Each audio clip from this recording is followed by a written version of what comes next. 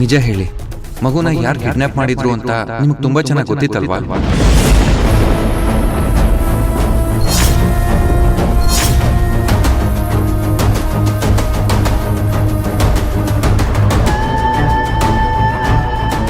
ನಿಮ್ಗೆ ಮಗುನ ಕಿಡ್ನಾಪ್ ಮಾಡಿರೋದು ಯಾರು ಅಂತ ಗೊತ್ತಿದ್ರು ಎಲ್ಲರ ಮುಂದೆ ಅಪರಾಧಿ ಸ್ಥಾನದಲ್ಲಿ ನಿಂತ್ಕೊಂಡಿದ್ರಿ ಅಂತ ನಂಗೆ ಚೆನ್ನಾಗಿ ಗೊತ್ತು.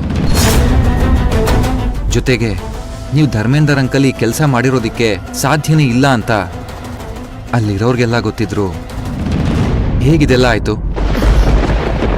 ಗೊತ್ತಿಲ್ಲ.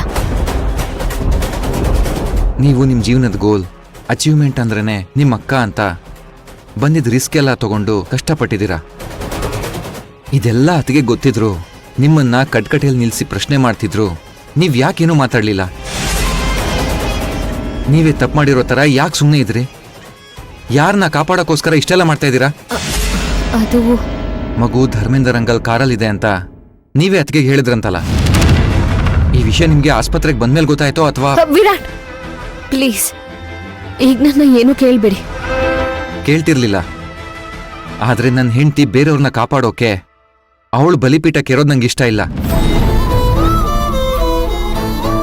ನಾಮಕರಣದಲ್ಲಿ ಮಗು ಹೇಗೆ ಕಾಣೆ ಆಯ್ತು ಅಂತ ಹೇಳಿ. ಹೇಳ್ತೀನಿ, ಆದ್ರೆ ಈಗಲ್ಲ. ನನಗ್ ಸ್ವಲ್ಪ ಟೈಮ್ ಕೊಡಿ ವಿರಾಟ್. ನೆನ್ನೆ ಆಗಿದ್ದ ಘಟನೆಯಿಂದ ನನಗಿನ್ನೂ ಆಚೆ ಬರೋಕೆ ಆಗ್ತಿಲ್ಲ.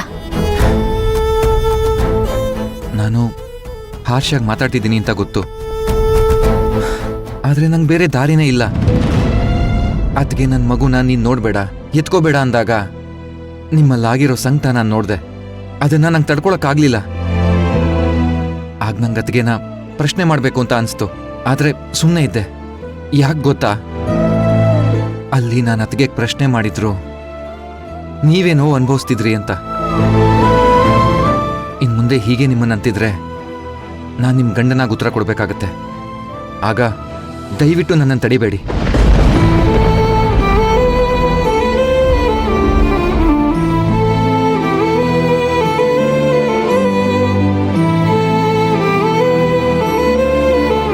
ಸಿಂಧು ಅವರೇ, ನಿಮ್ಮ ಅಕ್ಕಂಗೆ ನೀವೆಷ್ಟು ಮುಖ್ಯ ಅಂತ ನನಗೆ ಗೊತ್ತಿಲ್ಲ, ಆದರೆ ನೀವು ನಂಗೆ ತುಂಬಾನೇ ಮುಖ್ಯ.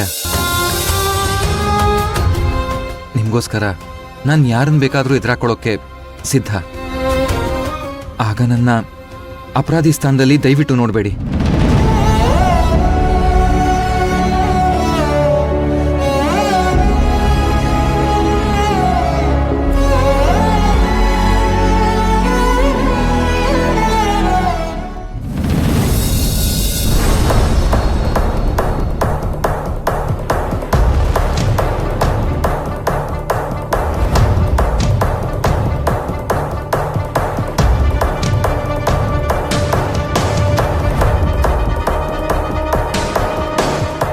ಹೇ ಇಶಾನಿ, ಸಾರಿ, ತುಂಬಾ ಹೊತ್ತಾಯ್ತಾ ಬಂದು?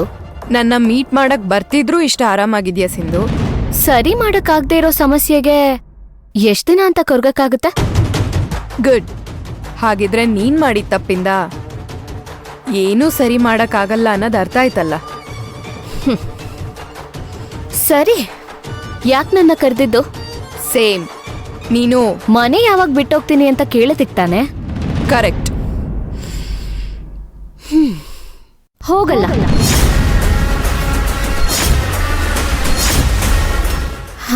ಇಶಾನಿ, ನೀನ್ ಕೇಳಿಸ್ಕೊಂಡಿದ್ದು ಸರಿಯಾಗೇ ಇದೆ. ನಾನು ಈ ಮನೆನ ಬಿಟ್ಟು, ವಿರಾಟ್ನ ಬಿಟ್ಟು ಎಲ್ಲಿಗೂ ಹೋಗಲ್ಲ.